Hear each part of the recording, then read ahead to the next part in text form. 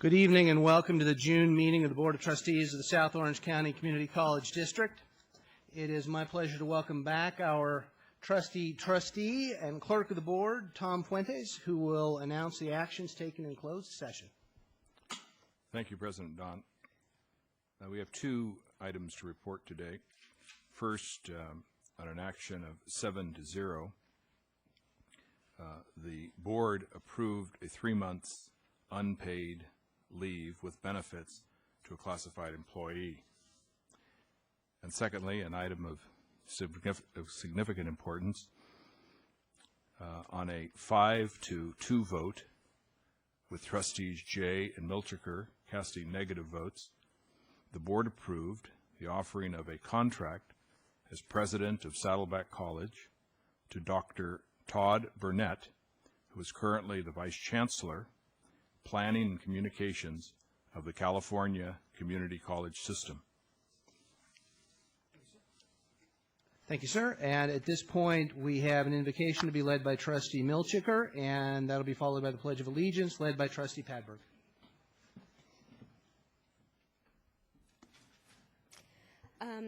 Please join me to reflect tonight on this glorious Southern California night on the incredible opportunity we have of governing an incredible post-secondary education for over 40,000 students a year in probably the most glorious location in the world with fabulous climate. And we are here on this glorious evening to work hard to continue to educate these students to the best of our ability, to the lowest cost to our constituents and the taxpayers, and we love every minute of it. So just reflect on the wonderful opportunity we have of doing great service to our community, the greatest service I can think of. Thank you. Please join with me in honoring our flag. I pledge allegiance to the flag of the United States of America and to the republic for which it stands, one nation, under God, indivisible, with liberty and justice for all. Thank you all. We have one resolution to present tonight. It is to Jerry Hernandez in celebration of his 250th career victory. He is the head basketball coach at IVC. And is he here? Why don't you, if you would come up to the podium, Jerry, and we'll have the clerk read the resolution. Thank you, Don. I wonder if we could ask President Don Wagner and Chancellor Raghu Mather, and also Irvine Valley College Vice President of Instruction Craig Justice, who's filling in for President Glenn Rockmore, to greet and be with Jerry Hernandez. Do you have the hardware over there, the paper? I got it right. Oh, Raghu has it. Very good. Whereas Irvine Valley College head basketball coach Jerry Hernandez has earned 250 victories while coaching at IVC.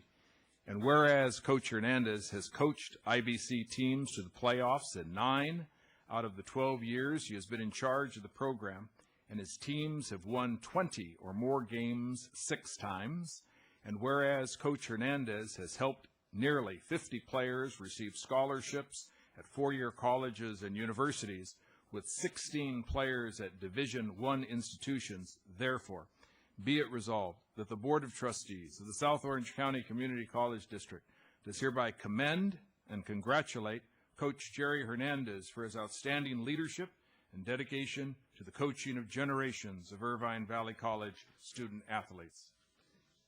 May we have a roll call.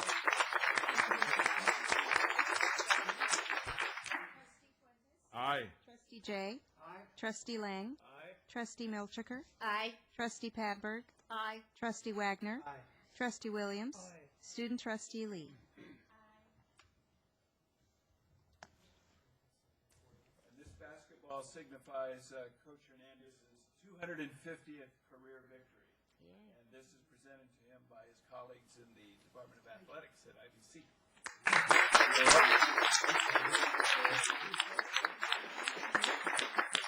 So I'm very honored. It's been a privilege to work in this community and to be the head coach of Irvine Valley for the last 13 years. Thank you.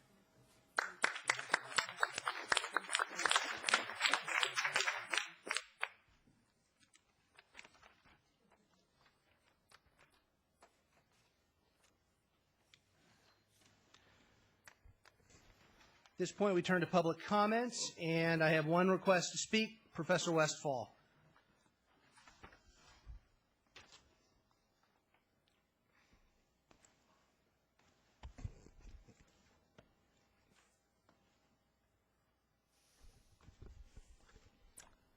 Thank you. I spoke at last month's board meeting to protest Trustee Wagner's inappropriate and offensive comments at the Saddleback Scholarship Ceremony. For any who aren't already aware, Trustee Wagner chose to make an angry, divisive political speech about belief in God and the government's proscription from endorsing religious beliefs. Mr. Wagner, I was disappointed that you refused to apologize for your comments. I was appalled that you defended your actions in the name of free speech. I would never try to abridge your right to believe as you see fit or to speak your mind in appropriate forums. But you were acting as a government official at an official school function, and you abused your authority. I do not begin my math classes here at Saddleback with a statement of my religious or political philosophy. I do not, as you did, invite the class to stand and then tell those who disagree with me they're welcome to sit. To do so would be wholly inappropriate and an abuse of my position as teacher, not an exercise of free speech. I urge you to make the same distinction. I was also extremely disappointed by the reaction of the rest of the board. Trustee Padberg alone had the courage to speak out and say that Trustee Wagner's actions were inappropriate. Thank you to Trustee Padberg for your integrity in this matter. The rest of you remained silent on the issue. Perhaps some of you were not present at the ceremony and wanted to withhold judgment until you'd had a chance to review the matter for yourself. This is certainly appropriate.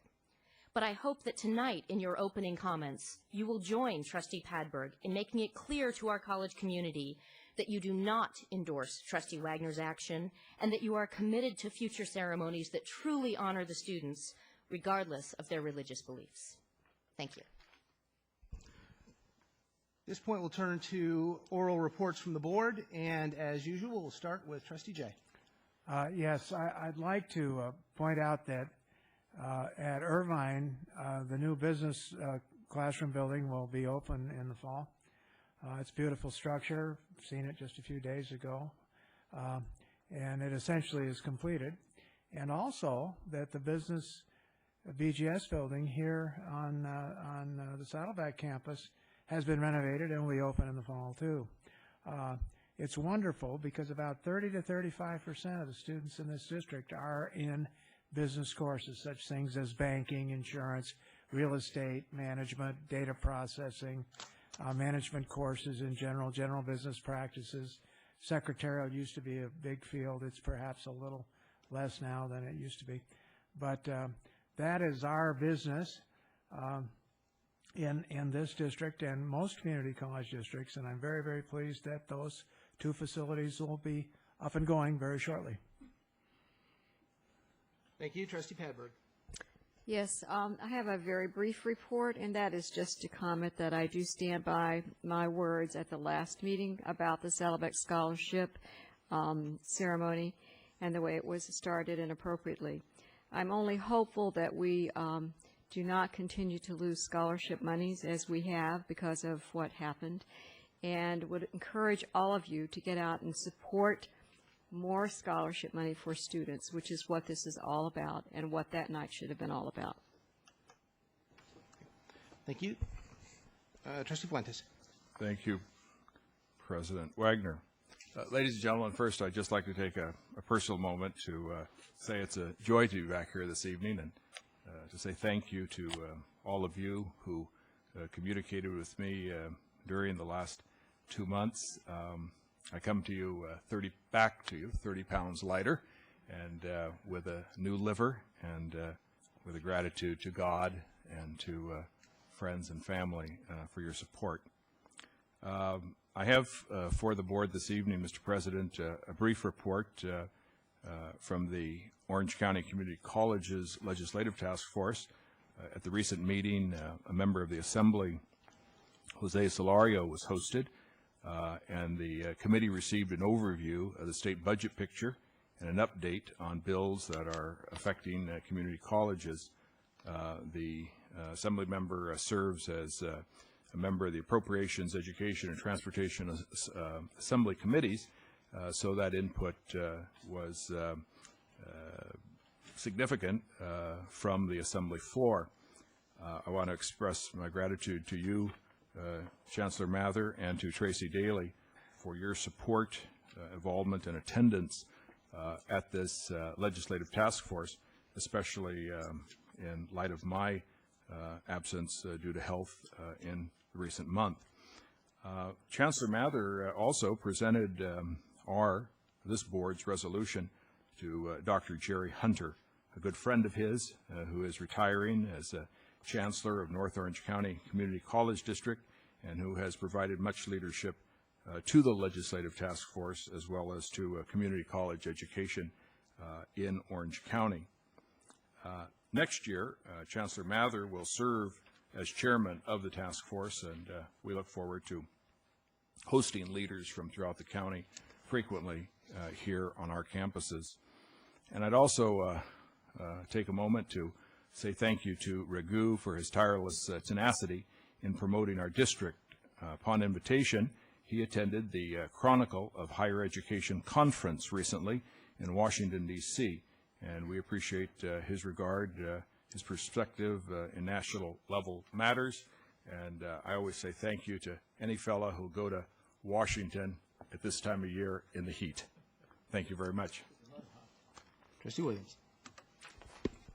Yes, it was a busy month for me as well, and I would like to extend a hearty welcome back to my colleague, Tom Fuentes, and wish you the best of health. You look good. It's good to have you back.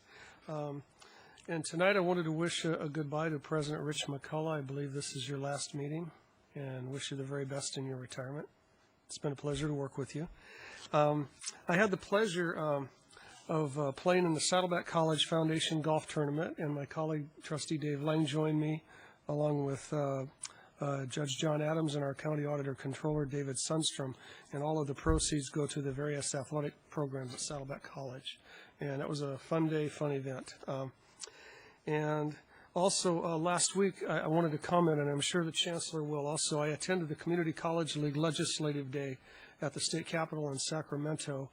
We attended the briefing hosted by Scott Lay, the Executive Director of the Community College League of California. I believe we saw Assemblywoman Mimi Walters, Assemblyman Bob Huff, Assemblyman Jim Silva, the Chief of Staff of Assemblyman Todd Spitzer. So we've done this twice now. We carried the message for the community college system in general, and especially our own college district for the funding that we do receive from the state. We very, very supportive legislators of the community colleges, and it's a real tough situation in Sacramento. I'm optimistic that the legislature will pass a budget. There is a cost of living in both budget versions at the Assembly and the Senate. I believe the Assembly is around 1.6 they're looking at, and about 3.5 or 3.6% cost of living for the colleges in the Senate version. So, but it remains to be seen how long it's going to go. All of the legislators I've spoken with in 2 visits now are not planning summer vacations. They're planning to be there pretty much nonstop through the summer. So that concludes my report. Thank you. Thank you. A couple of things briefly. Number one, let me echo Vice President Williams and a sad goodbye to President McCullough, who's just been a marvelous member of the team and a wonderful president of this college, and he is definitely going to be missed. And I found that out in particular over the course of the last couple of weeks when he and Vice President Telson and Joanne Alford went above and beyond the call of duty to help me with an issue that I had specifically with respect to a student enrollment. And I've got to take my hat off. I don't see Vice President Telson here today, but I really have to. Oh, there she is. She is. Thank you. Thank you to your entire staff. Thank you, President McCullough. I think we may have identified an issue, and I've talked with both presidents about it, that maybe needs to be examined in a little bit more detail. But the responsiveness you showed to me and to what I see as a community issue was much appreciated, and I want to publicly thank you and your staffs for that great effort. Thank you. In addition, I want to take my hat off to, and President Rockmore is not here, but President Gabriella is here, and Craig Justice is here in place of President Rockmore. I've had the privilege, the pleasure of serving on the IVC Accreditation Focus Group over the course of the last several months, and it has been quite an eye-opening experience. There's been a lot of give and take, a lot of frank, as they say diplomatically, discussion, but it is a group that it is just a pleasure to be involved with, chaired by President Rockmore, and co-chaired by Wendy Gabriella and President Justice. You guys are just doing a great job. I thank you for the opportunity to participate. I think we're doing some great work for the colleges and for IVC in particular, and really have enjoyed my time there. So thank you to you. And I'm not even going to mention everybody on the committee because I know I'll leave somebody out, but it is an all-star group. Thank you all. I've gone long. Okay. Trustee Milchiker. I also want to join my colleagues in wishing President McCullough a fond farewell. I know you'll be back. You certainly have given the college many, many years of great academic excellence and integrity over the years, and I understand that all the nurses that have ever served me at the local hospitals have taken your physiology classes, and you're a demanding and serious professor, and I feel very good in their hands because of all the years you've served them and the leadership you have given to our college. Feel very good about the education we are offering to our students. So come back. And also, I would like to tell all of our constituents that you can sign up for the second summer session, which will be starting on July the 7th. It's a second 6-week session. You could sign up at Saddleback College and at Irvine Valley College. Go to the Saddleback College website. Just go to saddleback.edu or ivc.edu, and you'll find the class schedule if you search a little bit. And I just signed up for a class myself. If you find you have a few extra minutes, there are classes you could take online if you're not going to be here all the time, or classes that you could take that of things that may be of interest to you that you really want to delve into and learn literature, learn more history, learn business. I really recommend you do this. It really will expand your brain and will make any extra time that you have truly worthwhile in these next 6 weeks. Yes, I'm also, unfortunately, going to repeat other remarks that have been made a little bit earlier, so I apologize for that, but I certainly do want to welcome back my colleague, Trustee Fuentes, to the board. I also want to just reiterate some of the remarks that have been made in congratulating Dr. Rich McCullough on a incredible career, and my admiration and respect for you and well wishes to you in your retirement, and also for all the leadership that you displayed when we had a chance to work on accreditation issues most recently. So again, best wishes to you.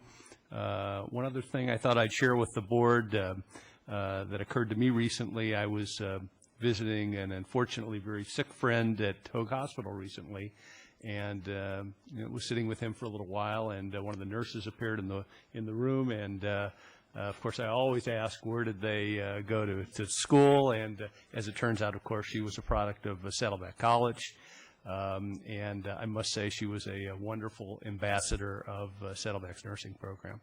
So it was nice to see out in the community some of the good work that we're doing. Thank you.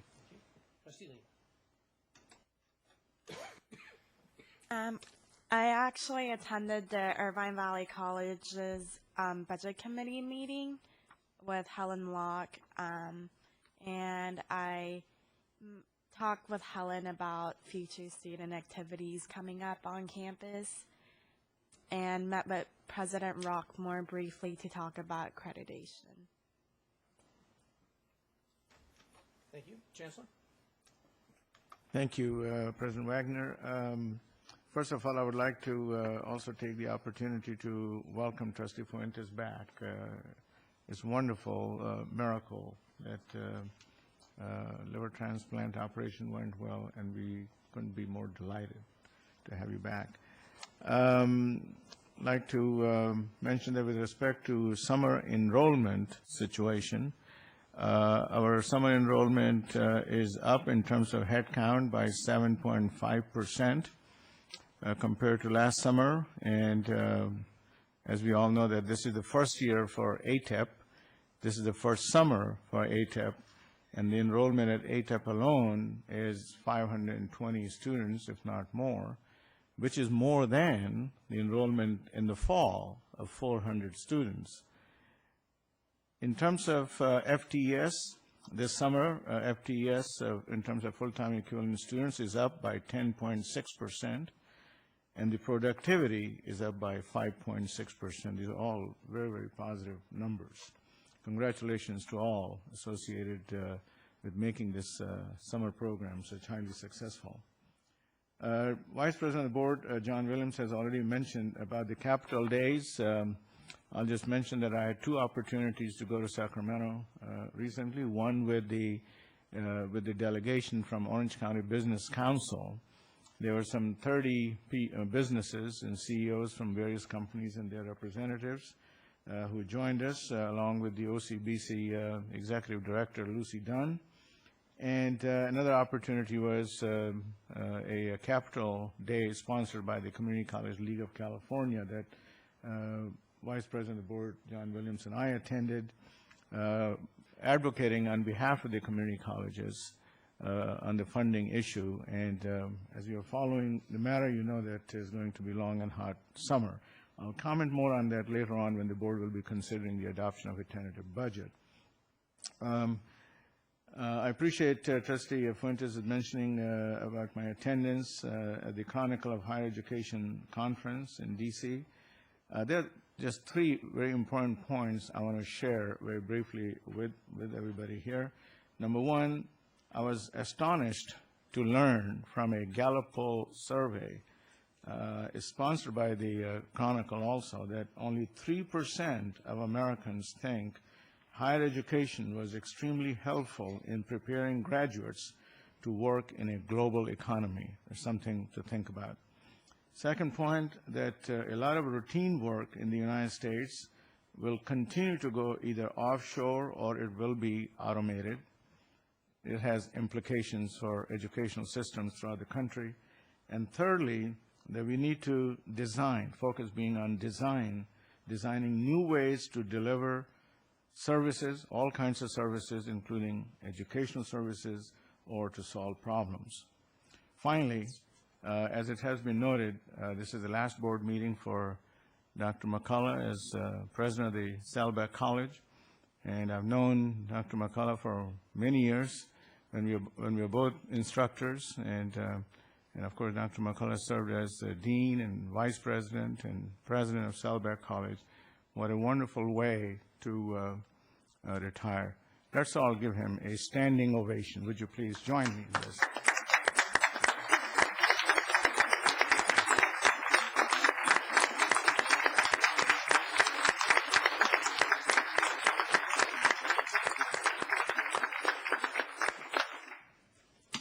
Thank you.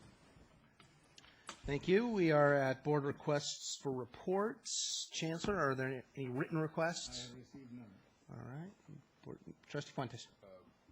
Mr. President, I apologize for not having the proper piece of paper because I have been out.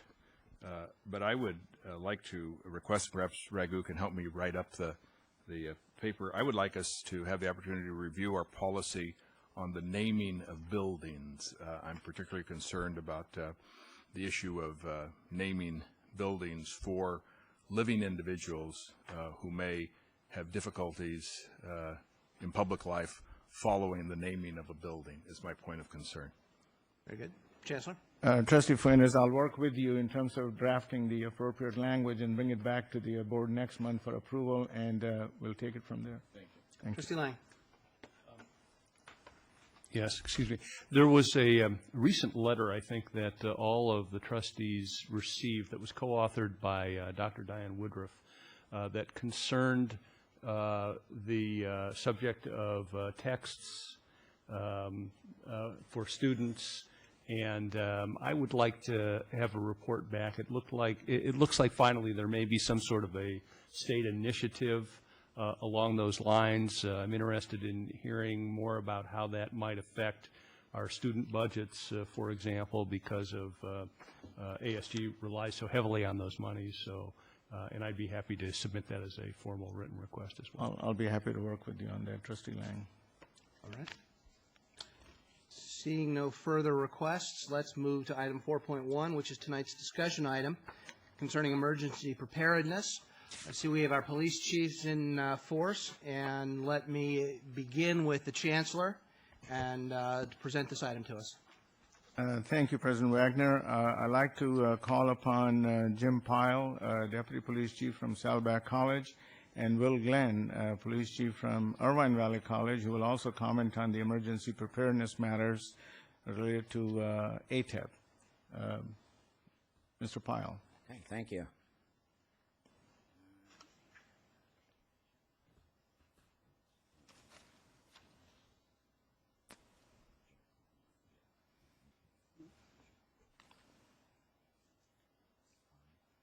While they're getting this thing set up, let me just mention that this is the discussion item for this month, as board indulges in a given discussion item each month, and this month we are talking about emergency preparedness. Thank you very much. My name, again, is James Pyle. I'm Deputy Chief of the Campus Police Department here at Saddleback College.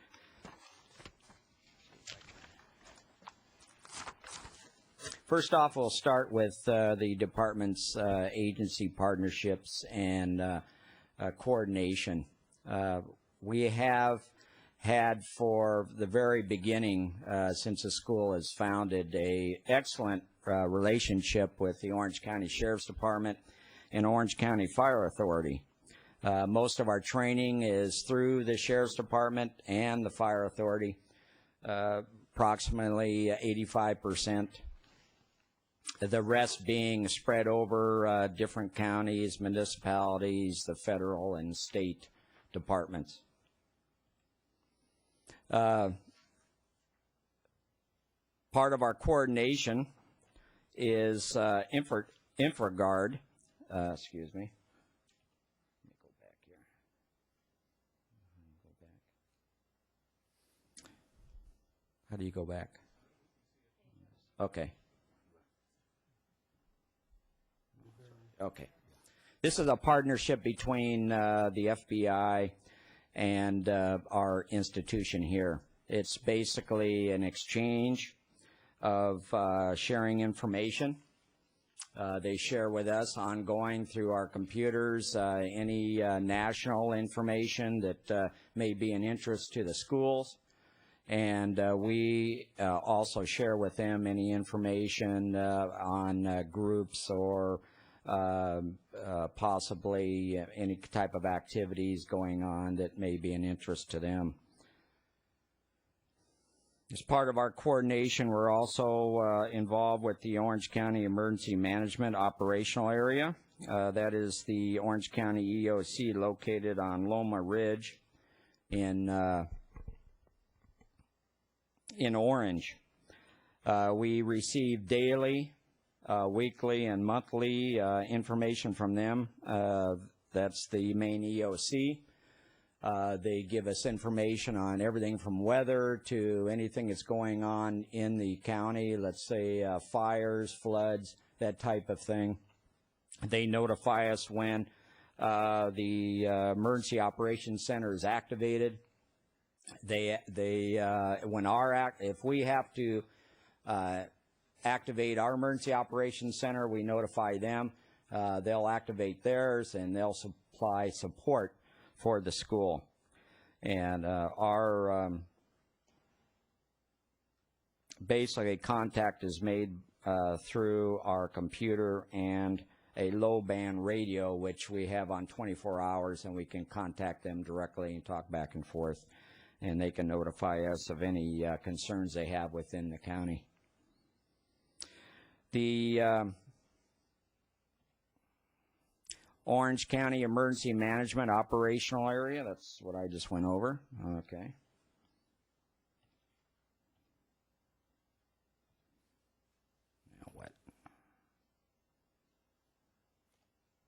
There you go. Orange County Terrorism Early Warning Group. That's a organization within the county that we also exchange information. They contact us and give us information on groups or activities in the county that would be a concern to us. The San Diego Regional Terrorist Threat.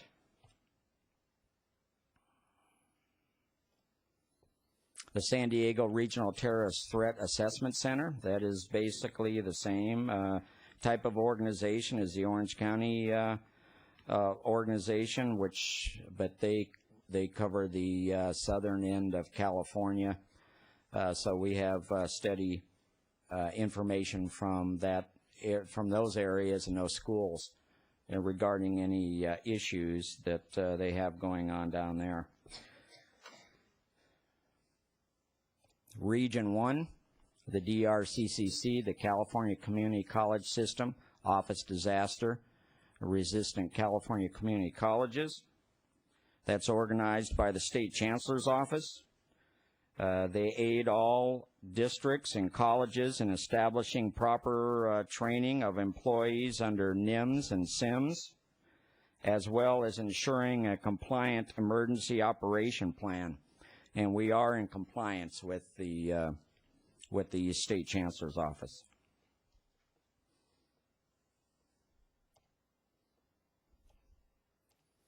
Updates. We've completed and submitted a college-wide risk assessment to the State Chancellor's Office, a disaster resistant, community college program. I do have a copy of those if you're interested in seeing it for each one of the board members.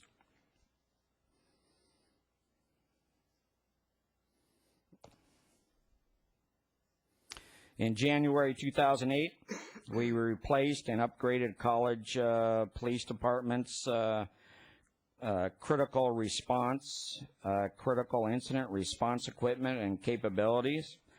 All officers, including the chief and deputy chief fully trained in statute compliance in critical incident management and NIMS, SIMS, and ICS. In February of 2008, we replaced and upgraded our backup cellular telephones and added computer air card technologies for the college's Emergency Operations Center. This will give us an extra, what it will do is the air card will give us an opportunity to stay online through the internet. If we lose power, we lose our networking here at the school. March 2008, we completed Train the Trainer certification process for 2 of our college police employees pursuant to California Community College System Office and statute requirements to enhance us to instruct NIMS, SIMS to all district employees in ICS 100, 200, 700, and 800. April 2008, we conducted emergency response procedures awareness training for faculty and staff, and they were held in the Math and Science Engineering Division, Health Sciences Division, and Liberal Arts Learning Resources Division. This was a combination of emergency response, evacuation, preservation, contact information, question and answer. Upcoming training and exercise schedules that we have from 2008 through 2009.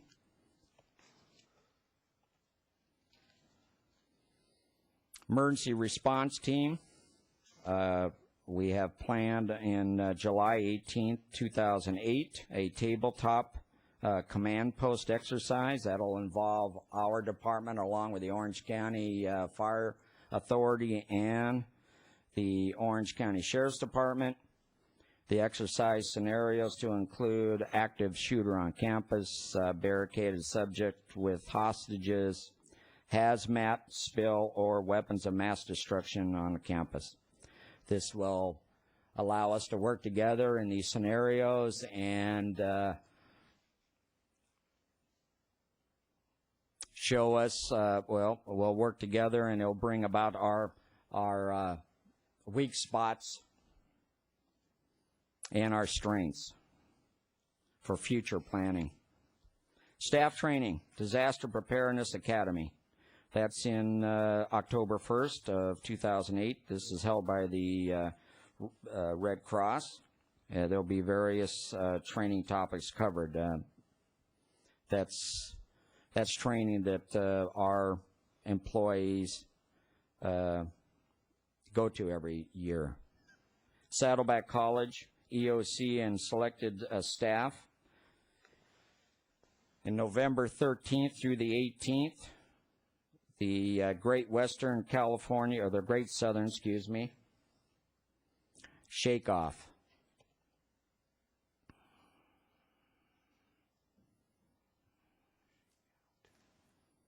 This is a statewide exercise. It's organized by the California Office of Emergency Services. This scenario involves a magnitude 7.8 earthquake along the San Andreas Fault. College administration will determine our amount of participation and at what level. This is an optional choice on our part whether we want to be a part of it.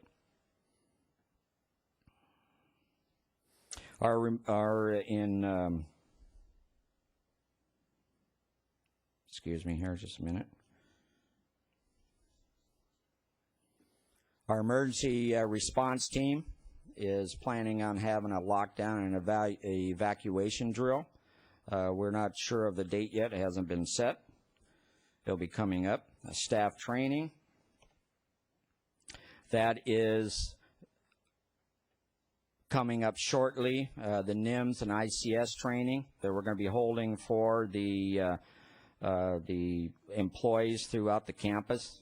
That's part of Train the Trainer certification we just went through. This will be on several different levels. It'll be both administrative, management, and the training will also cover first responders. And I'll turn this over to Chief Glenn from Irvine Valley. Good evening, Board of Trustees, Chancellor Mather. I'm going to take a different approach in my presentation tonight. When I first came on board in November, one of the things that I needed to do with regard to emergency preparedness was really determine whether or not we had a viable, effective plan in place. And so with that in mind, I thought that the way that I would start this would be from the basics and to make sure that we had a readiness to be able to respond effectively to any kind of disaster that might occur either at IVC or ATEP. SIMS-NIMS compliance. The Homeland Security Presidential Directive 5 talks about standards by which colleges, local districts, municipalities, and so forth have to comply by readiness. And the directive talks about a matrix of 25 objectives, and those are my goal to accomplish those. Ensure implementation of mandates established by the Office of Emergency Services for emergency preparedness. They include planning, training, exercise, and performance. Our planning involves not only the development of an effective emergency operations plan, but also ensuring that the personnel who are responsible to carry out that plan have sufficient training and are able to do that particular task. Then once you've had the training, then you really need to exercise that plan. The idea of exercising the plan is determined whether or not it works and whether or not the people who are assigned to the various positions are capable of carrying out their assignments. Performance. After-action reports are a requirement for any emergency training, planning, and exercising. You need to really take a step back, look at how well you performed, what you did well, what you did wrong, and then adjust accordingly for future events. Achieve conformity with NIMSCAST. NIMSCAST is the National Incident Management System. This particular slide didn't get everything on it I wanted. It's the National Incident Management System Capability Assessment Tool. It's the tool that's used to comply with those 25 objectives that I referred to earlier. Each one of those objectives are listed there. Each year since 2006, the federal government has come out with a series of objectives that they require that various different jurisdictions have to comply with. Our compliance is less than really than I would like to see at this particular point in time. Not only do we need to do those, we need to document those and submit them through the Office of Emergency Services for confirmation. As I indicated on this next bullet, the Office of Emergency Services uses NIMCAST to certify California's NIMS compliance, so they'll be using that to verify that we are in fact in compliance. NIMSCAST compliance objectives. As I indicated before, fiscal year 2006, there were 24 of those objectives. In 2008, they added one more objective, so we've got 25 that we need to accomplish, and I can be a little bit more specific about what those are, and I will. This is our plan. Draft and update the IBC Emergency Operations Plan. I've done that, and I've submitted that to President Rockmore. He's reviewing that now, and hopefully he'll promulgate that document so that we can then put it in action. Complete supporting documents. Conduct a risk and vulnerability assessment. As Deputy Chief Pyle indicated, we also participated in the DRAC risk and assessment analysis. I think that that particular document was really weak, and it really wasn't as comprehensive as a real, in my opinion, risk assessment should be. And one of the things I plan on doing is doing a more thorough risk assessment than that, which was required by the state. But we did meet the California Community College requirement in that respect.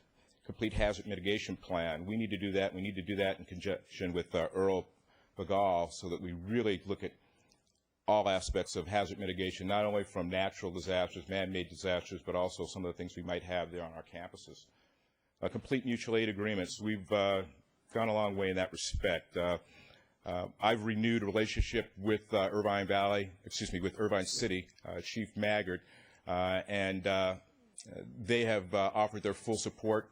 We're in the process of drafting a mutual aid agreement that I think will address all of our needs with regard to their assistance there. We've done the same with Tustin, the city of Tustin, for the ATEP campus as well. And both of those agreements will specifically spell out what our respective roles are in a disaster-type situation.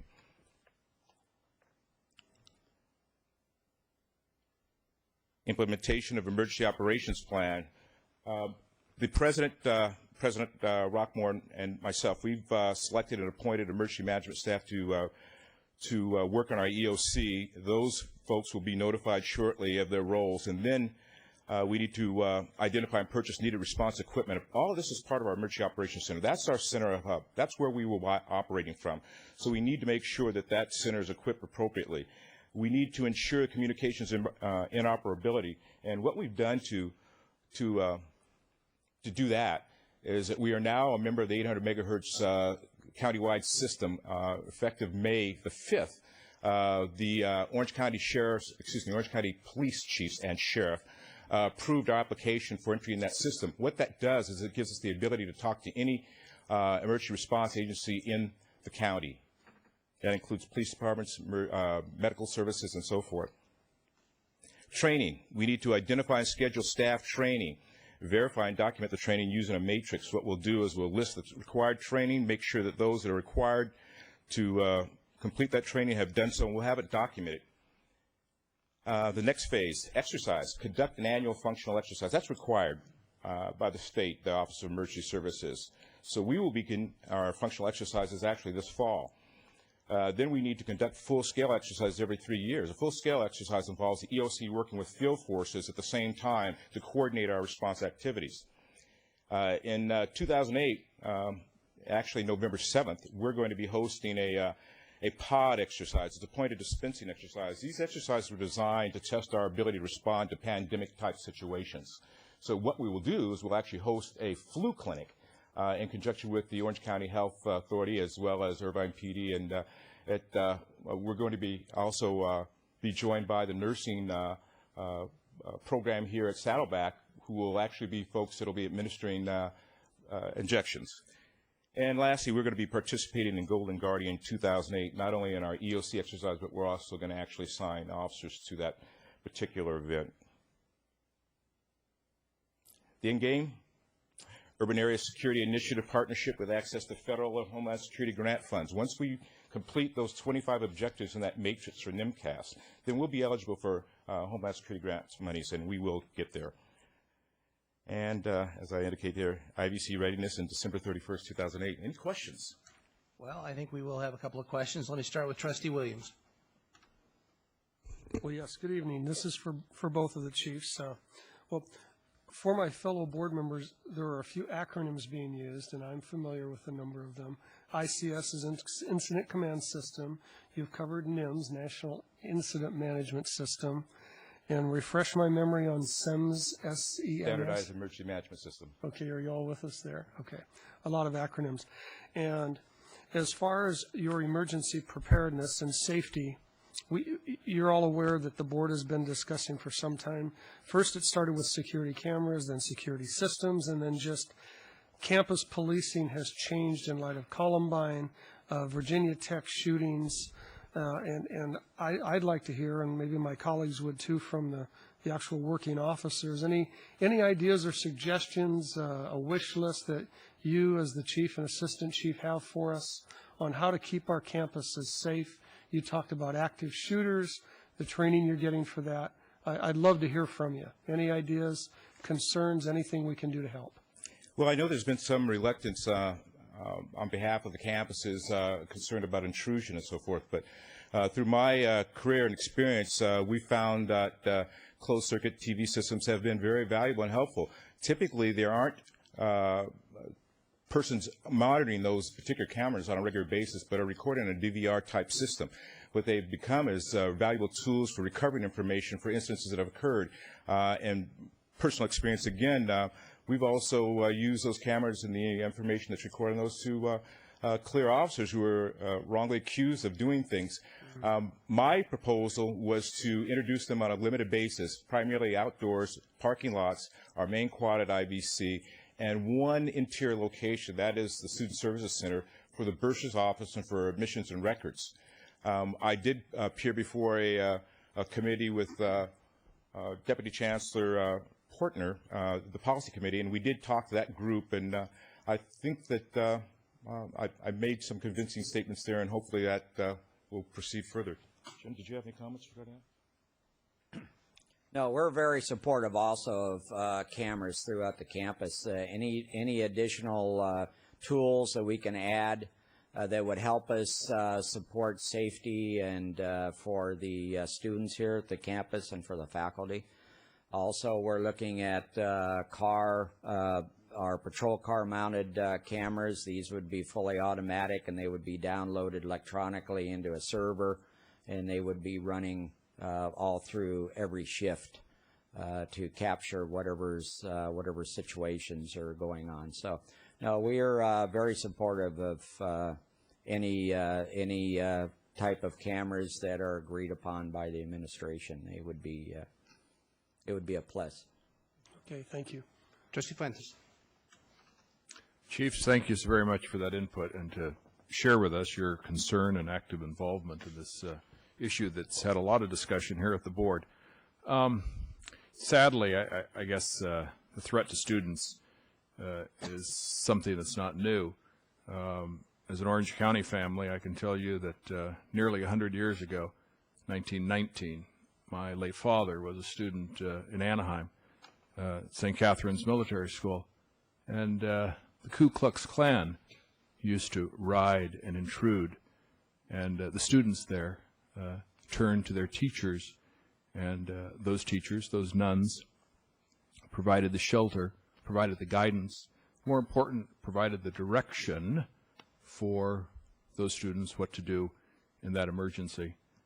I'd like to know specifically, how often do you, or does each school call together the faculty for training? Because if there's a crisis on campus, if there's a shooter, or there's an intrusion, or there's an explosion, or something happens, our students are going to turn to their teachers for leadership in each of those situations as to what to do.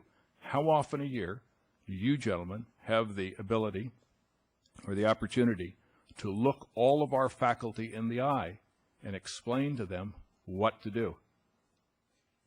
Well, for IVC, I made a presentation on both earthquake preparedness and active shooter type situation before the Student Services Group at one of their retreats. And following the Louisiana Tech incident, we put on our website actual actions for which students or faculty staff can follow in case a shooting occurs. I've also started a series of what I call brown bag luncheon presentations. First one dealt with emergency preparedness, earthquake type situations. The next one following up will deal with sexual assault prevention, and then the third one is going to deal specifically with active shooter type situations. Faculty members, staff members are by statute, California statute, when they sign the line and become employees, are disaster service workers. I relayed that to the folks at the Student Services presentation I made, and that is also what I expressed at the Flex Week presentation, where I also talked about emergency preparedness. So it is an ongoing educational process, and it'll be also an ongoing training process. But again, I still want to stand by this date of December 31, 2008, by which I will have my campus ready. As a follow-up to that, I know that we have a lot of part-time teachers in the district. Could you give us any guess as to what percentage of full-time and what percentage of part-time teachers have actually been with you in the room, eyeball to eyeball, to hear this kind of instruction and training? I mean, some of those settings that you're describing, I know that that's not full participation type events. Well, as I said earlier, in 2008, March of 2008, we had, I believe there was 6 meetings with staff, faculty throughout the campus, and we went over some of their concerns about Virginia Tech and some of the issues and how we would treat different situations as they come up, what they can expect, how they can add to the safety of the students. Also, as I stated earlier, we have 2 certified trainers in our department that will very soon start scheduling staff and employees for training at the levels that they would be expected to perform in, and that will be coming up very soon. Thank you. My response is no. I don't know the number. Let me turn to Trustee Williams for a motion. Point of order, we're about to reach our curfew. It is almost 9 o'clock. I move that we extend the meeting until 10 o'clock if necessary. All in favor? Aye. Opposed? Abstentions? Matter carries unanimously. Trustee Lang. And then And you back? Okay. Thank you. I also want to thank Officers Pyle and Glenn for your reports tonight. I think the only thing that would have maybe been a little more helpful to me perhaps was creating some sort of a timeline that really showed me kind of where we're at along the spectrum, I guess leading to what you've indicated to be December 31st, 2008. Obviously, a lot of these are, continuing initiatives. One of the things that I wasn't sure about, you talked about both the creation of the emergency operations plan as well as then follow-up implementation of that plan. One element of that would be to identify and purchase needed response equipment, the types of things I think that perhaps Trustee Williams had alluded to that might include vehicles, cameras, et cetera, et cetera. And I guess I just wanted to get a sense of where we're at timeline-wise in terms of the plan, implementation of the plan, when you might come back either to the board or through the college process to formalize those things that have come out of the plan in which you would need resources. At IVC and ATEP, much of the equipment that we really need to purchase is cost-wise, I would consider inexpensive. TV monitors, a couple of radios and so forth, which might really total a few $1,000s. The training, as they have done at Saddleback, we have a number of instructors as well, and that's probably a concentration, a large amount of time that we'll require, and that is getting staff there on those days we train. At Cal State Florida, where I left, that was one of the difficult aspects of this thing, so that could be an ongoing thing. Primarily, though, our focus would be getting that EOC staff trained and also facilities maintenance, because those are our primary first responders. And so I think we can reach those probably by the fall. But again, I want to use a date of December 31st. Saddleback College, we have our emergency operations plan already on the website. You can go there and read that on our website. We have emergency procedures, our crime stats that meet the Clery Act, the Campus Crime Statistics Act. We have safety bulletins for the students and the staff, and we also have parking services information. Is there a place there for any sort of interactive feedback where people can give you suggestions? No, we don't. We haven't even thought of that, but that is an idea. May I add that we have also added to all the buildings new emergency operation charts. In every single room in every building, there are charts that students and staff can go through for every conceivable emergency, and also connected to that, we have floor plans of the building and the emergency exits for those buildings. I have two quick questions, if I could. First, recently, both Irvine and Mission Viejo experienced some fires, and although neither of our colleges were directly impacted or endangered, there were obviously issues of air quality, and indeed I think we were a staging ground in Irvine. Did either of those experiences, either teach us that certain things were going well, or perhaps things that we needed to focus on? I mean, what lessons were drawn from that experience, both in terms of responding to emergencies on our campuses and also just responding to emergencies in the community where we might be a resource? The answer is yes. One of the supporting documents in the emergency operations plan that I've drafted is a campus closure plan. And apparently at this campus, as in many of the campuses of talking to other emergency preparedness coordinators, didn't plan it right. Staff were let go.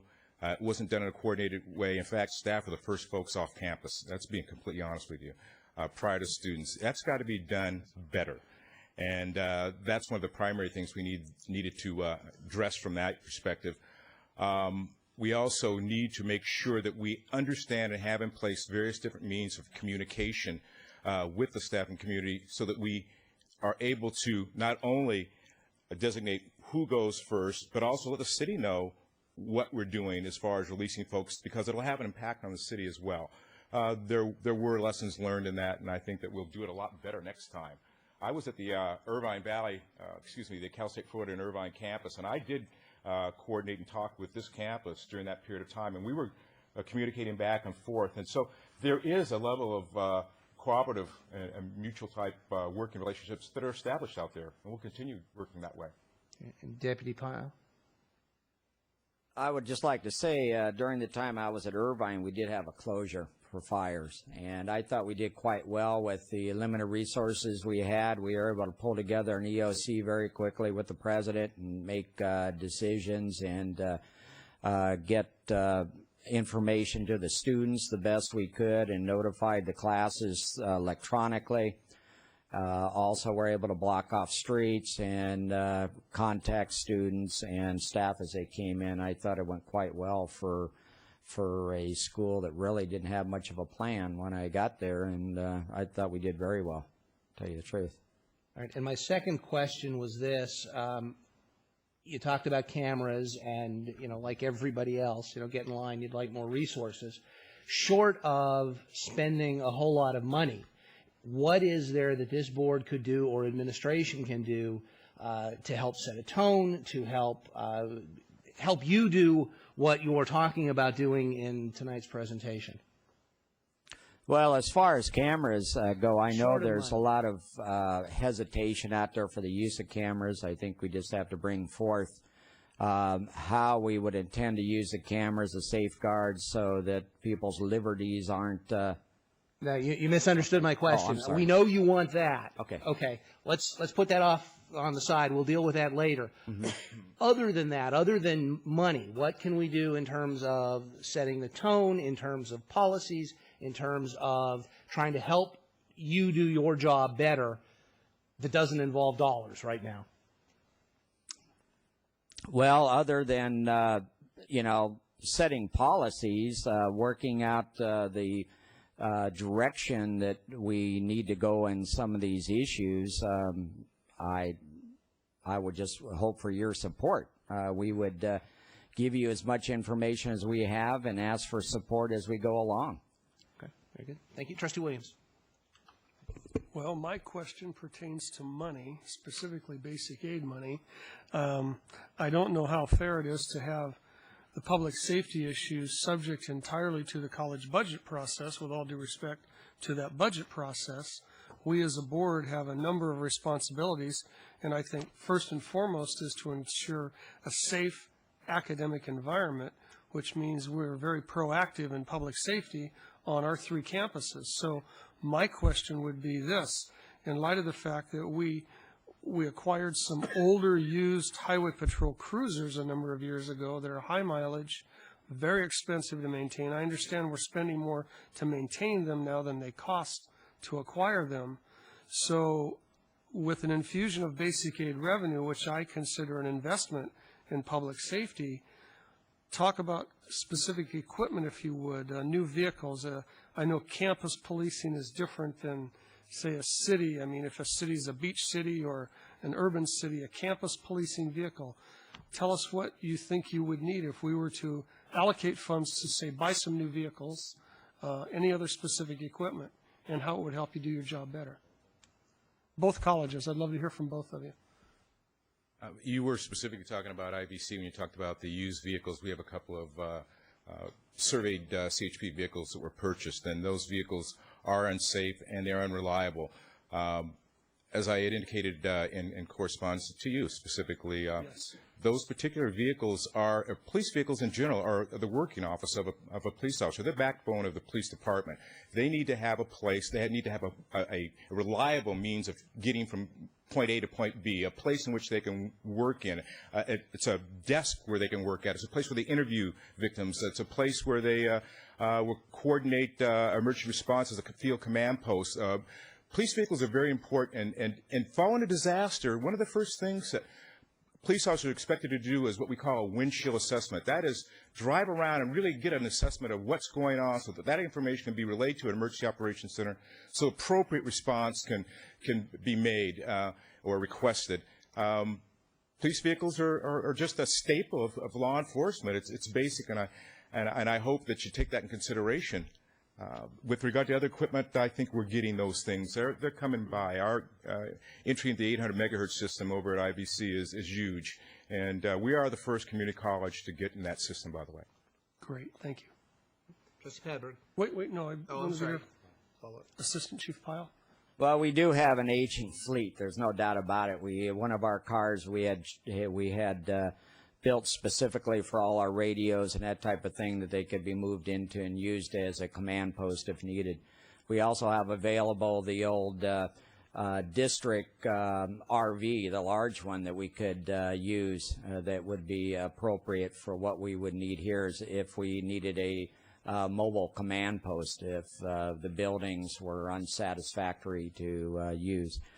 But the reason why we went to the CHP and bought their cars originally was because we'd get them for $4,500 a piece, and they were heavy-duty cars. We have tried standard vehicles before, and they just won't hold up to the abuse, nor will they supply the power for the radios, that type of thing. So to go to a car that's specifically built for law enforcement is quite a cost.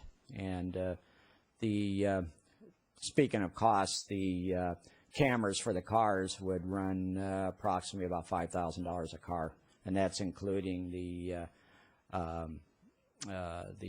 main computer and that type of thing. So I would also want to add that the investment in patrol vehicles is a capital investment, a long-term investment, based on the type of activity that we would typically find on the community colleges. Those would last for years. Good, thank you. All right. Okay, yes, just to add that we buy the cars with 100,000 miles on them, and we get another 100,000. So it's, as far as an investment, it's not a bad investment at all. Trustee Padberg.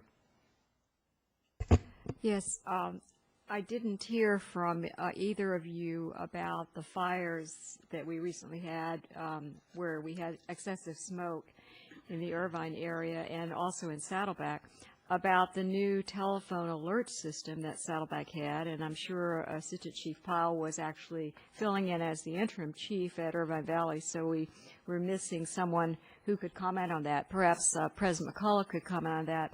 I understand that that system worked very well. Another question for Assistant Chief Powell.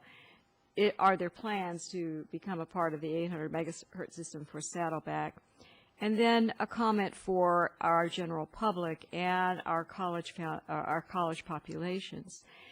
Keep in mind that both of our major colleges, ATEP is of course just being developed, are located in two of the safest cities in the nation. However, I will point out to you that that study did not include cities of a smaller population, so it's not a complete study. But our two campuses are in the safest places they can be, and we need to keep that in mind, and we need to be grateful for that. So my questions, I have two actually, and perhaps President McCullough, if you could address the new telephone system. The new system we have is the Burby system. And What's it it called? worked perfectly, actually. What was the name of it? It's called the Burby system. Burby. And Can you explain what that is? this is a phone system that turns every phone on the campus, and we have a phone in every laboratory, every lecture room, every office on the campus, every storeroom. It turns it into a speaker, which then through the campus safety can relay messages to individual phones, to individual floors and buildings, to individual buildings, any scenario we wish to have. And what this does is it helps us to evacuate in an orderly manner instead of just a massive evacuation or the confusion that we had prior to the system where people weren't aware that there was even an evacuation going on because of the lack of communication.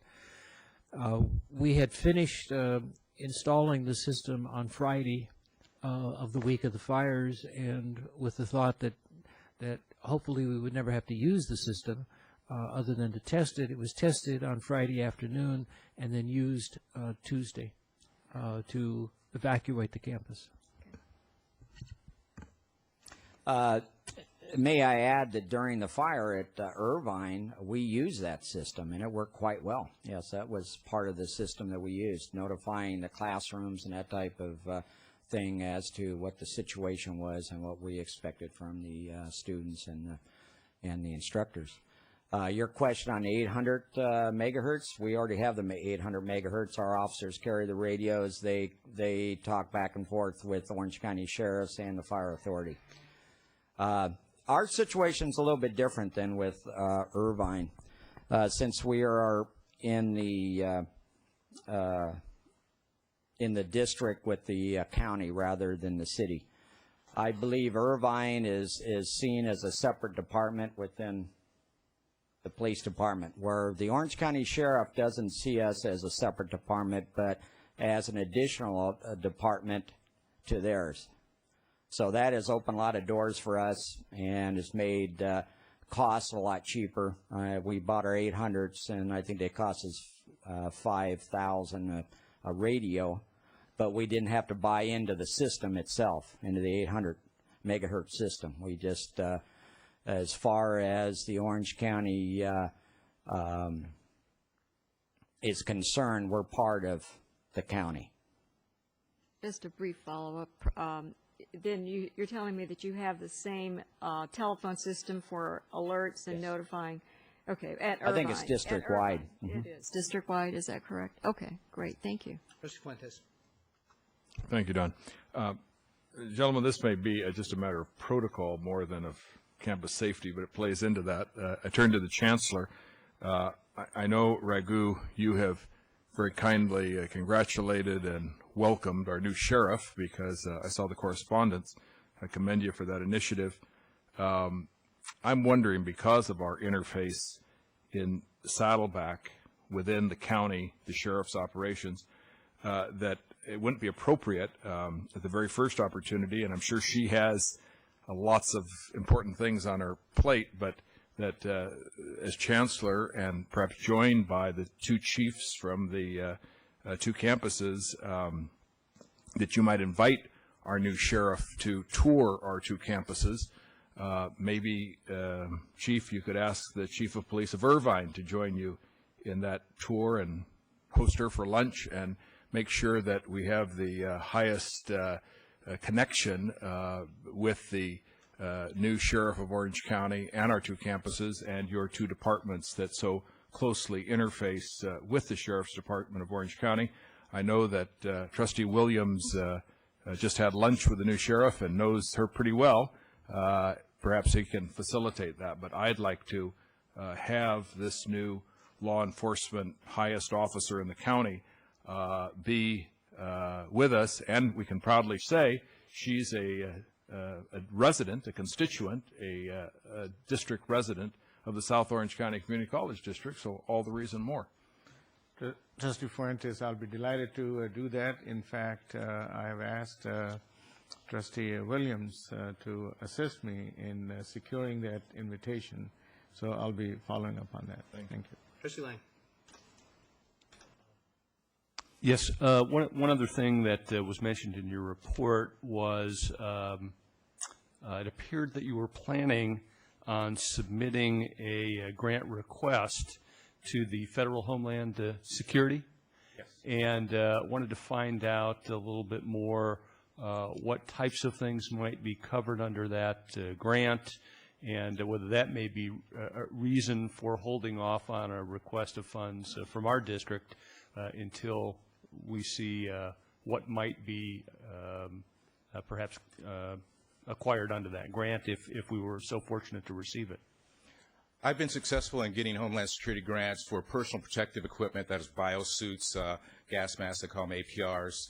Also for internet cameras, those are for what they call critical asset protection for buildings and so forth, typically where your center of government is. I've also gotten the grants for communications equipment for Emergency Operations Center mobile kit that can be moved in case your EOC becomes uninhabitable. It's much $300,000 in the last several years. Thank you. Are we eligible for additional grants? Might that cover some of the other costs that we had talked about here? We will be. And each year, the federal government comes out with a list of items for which grant money is available. We would apply for that grant money through the Anaheim-Santa Ana UASI, which is the Urban Area Security Initiative. It's regional in scope. That is how the federal government has now made sure that we are spending our money wisely, not individually, but as a group. And so regionally, the money is sort of coordinated through that UASI. Seeing no further discussion, gentlemen, thank you very much for a fine report and a stimulating discussion. Before we move to the consent calendar, we are going to take a 5-minute recess.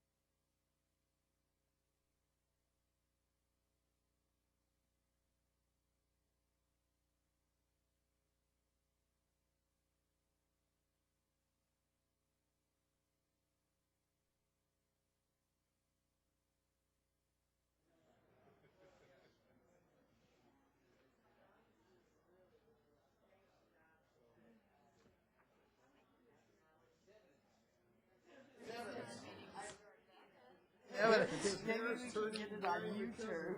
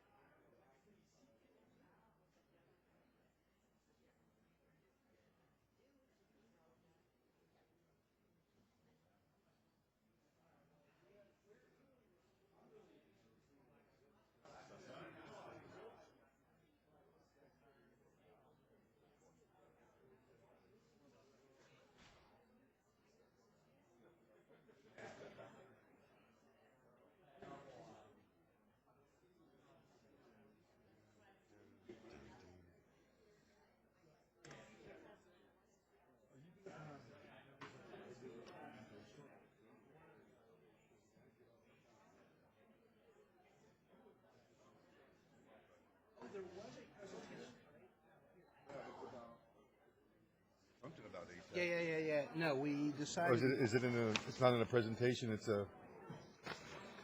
wasn't on the reports. No, we told them. Might We be- aren't doing it. There weren't enough people here. Okay.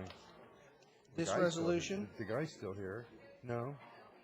There's a gentleman sitting right out there that's got a presentation of a PowerPoint. on what? Well, Let's go find out. There we go. Okay. So, on the long-range plan?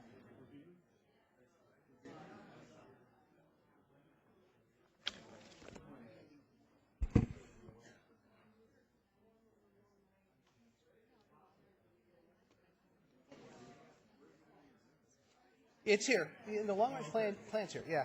Okay, let's go. We're ready.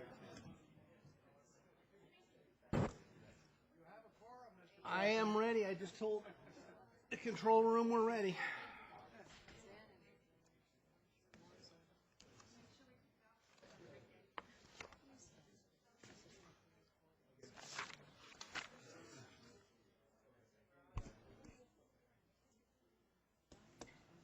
Who am I missing?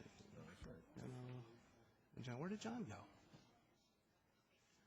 Is John going to pull anything from the consent calendar? Do you know? Here we go. Yeah, and I think not. But there's no point because nobody could go ahead and we all abstain. All right, we are back, and it is time to move to the consent calendar. My question of my colleagues, are there items to pull from the consent calendar? Mr. President, Trustee Fuentes. I would like to, excuse me. Go ahead. I would like to pull item 5.15 for abstention. All right. Trustee Padberg. 5.13, or 5.3, excuse me. Trustee Jay, did you have one? Did I hear you ask? No? No, I would like to move the agenda if we're done. All right, and Trustee Lang.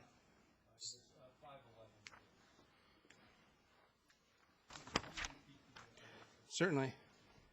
You have pulled 511. Trustee Fuentes has pulled 515.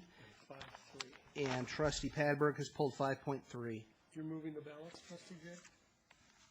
Second, then. Yeah, I moved the motion.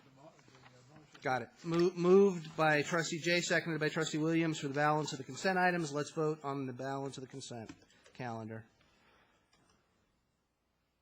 Trustee Jay, please. Bill? And the matter carries unanimously. 5.3 pulled by Trustee Padberg, notice of completion of the VGS building remediation and repairs. Move approval. Is there a second? Second. Moved and seconded. Any discussion? I pulled this item, so I do have discussion. Well, push your button or speak. This item is, I think, a momentous item because it's almost, well, it is $6.5 million in remediation work of our largest classroom building at Saddleback. And I'm pleased, very pleased to see this completion. I'd like to just be sure, I know that we've had a tour of the building and it's completed work, that we will be able to occupy it for the fall semester. Is that correct, Trustee? All right, thank you. Let's vote on the item.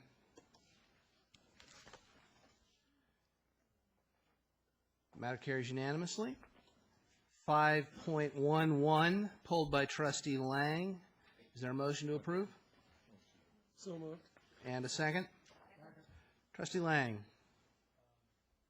Yes, the reason I pulled this item was I just wanted to understand a little bit better the process by which this shortlist was developed and possibly suggest in the future at least that there be some dollar amounts or you know, that there be dollar amounts provided in any policy whereby bidding would need to occur before we just automatically went to our short list of recommended firms. Those were my comments on this. And to address it, Deputy Chancellor Portner. And then Brandy here, who worked very closely with the process, can fill in. The purpose of this exercise is that whenever a building project comes up and we need construction management services, we go through over and over again a process of interviewing quite a few construction management firms. And the purpose of this is to sort of bypass that part of it, not to approve any particular contract. Some contracts are relatively small. If we have a small project, maybe like McKinney Theater, if it's a new building, it's a major cost. But at least what they've done is pre-qualify certain firms as being the ones that are the best that they've interviewed and the ones that they would be looking at. So with regard to the contract, they would come back to you as any contract would. If it's, you know, we have administration has authorization to sign up to $100,000, but that's a pretty minor construction project to be that small. So most of the contracts will come to the board. And then with regard to prices quoted and the process, Brandy can talk to that. Hello. Okay, so we go through this process, or we went through this process because a lot of times, and in other districts, when buildings are funded with state fundings, it's recommended and in some cases required that professional services go through an RFP process, a selection process like this. It's every 5 years for professional services, and rather than do it for each project, what I've done in the past is take this action for one time over the 5-year period. And like Gary was saying, it's kind of like a pre-qualification process. So we narrowed down the field. We started, as you saw in your notes here, we started with 26 firms that were interested, went down to 13, had interviews with 6 of those, and selected from those 6 the 4 firms that you see here. So it's a very onerous process.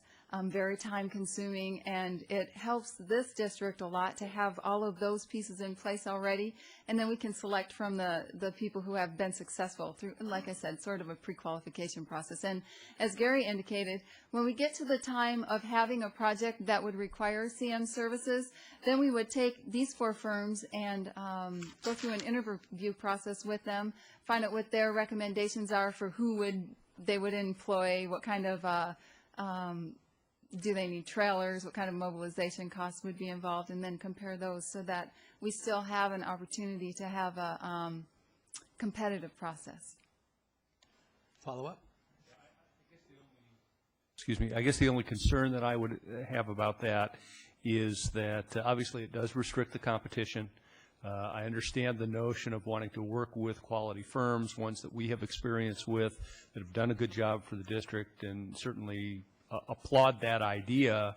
But, you know, for example, maybe we've got a $20 million project that has been too small for a very good firm to bid on in the past. This process would exclude that firm from being involved in that process.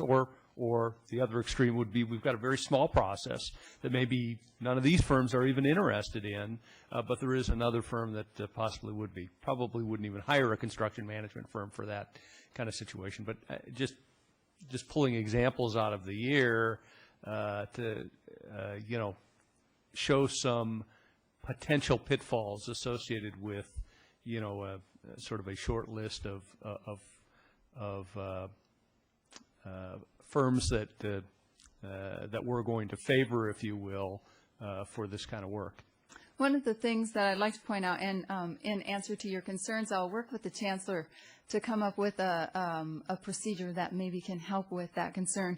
But above and beyond that, we have stated throughout this process that there's no guarantee that the projects that are coming forward will be assigned to these 4 firms, that we have the option to go through this selection process again if we deem that to be necessary. So again, I'll work with the Chancellor about developing a process so you all are comfortable with the way we approach this. Thank you. Trustee Padberg. Yes, not on this, just point of order. It doesn't appear that the mics are working at our shared governance or our administrators. I wonder if someone could take care of that, please.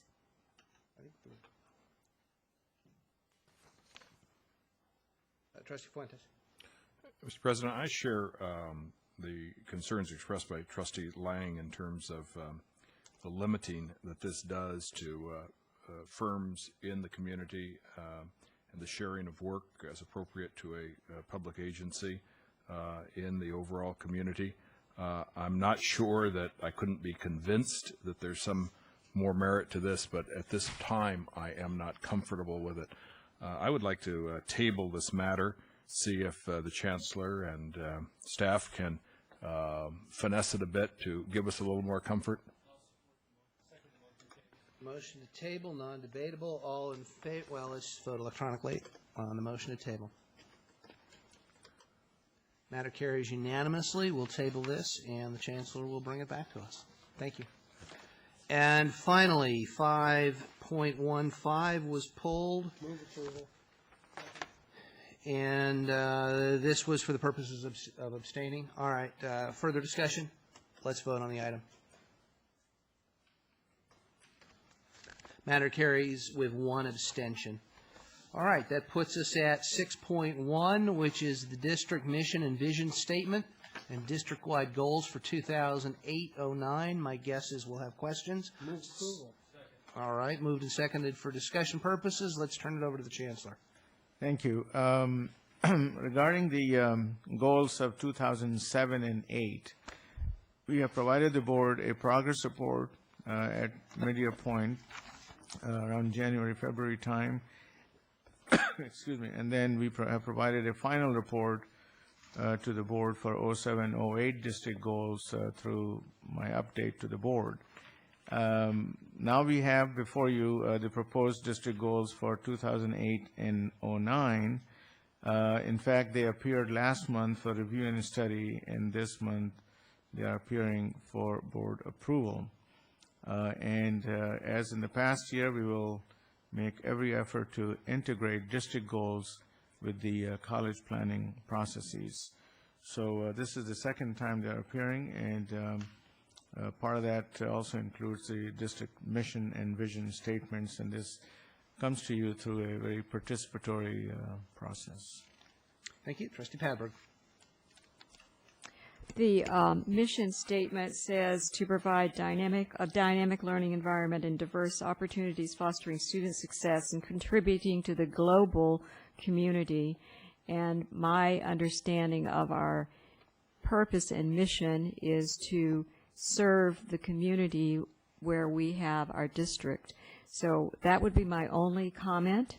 I have no problem trying to recognize the global community, but our mission is in fact for the tax base that we are designated to serve, and that is the district of South Orange County Community College. May I respond? Sure, you have a response. I would just like to say that your point is well taken. Of course, we provide the educational programs and services to the residents of the local community, but when we say to the global community, like it says in the mission statement, it's designed to help our graduates to work and compete in a global environment. Trustee Fuentes. I think that's a good comment to put it in perspective from the Chancellor, but I must wholeheartedly agree with Trustee Padberg. And is there a motion to adopt this yet? I would move to adopt it, but I would like to scratch the word global and replace it with South Orange County. Okay, I move to amend then. Second. I accept that. I move approval. Second. All right, has been. Excuse me. Go ahead. And perhaps I might be able to satisfy that by just striking the word global and leave it at that. Yeah. Would that satisfy you? All right. That's fine. Good nebulous. All right. I'm not sure that's good. Okay. The mission statement, the motion on the table is to approve the mission statement as amended to to approve the district-wide vision, mission, and goals with the change to the mission statement dropping the word global. Further discussion? Wow, easy. Let's vote. The motion as amended carries unanimously. We are at item 6.2, which is adoption of the tentative budget. Move approval.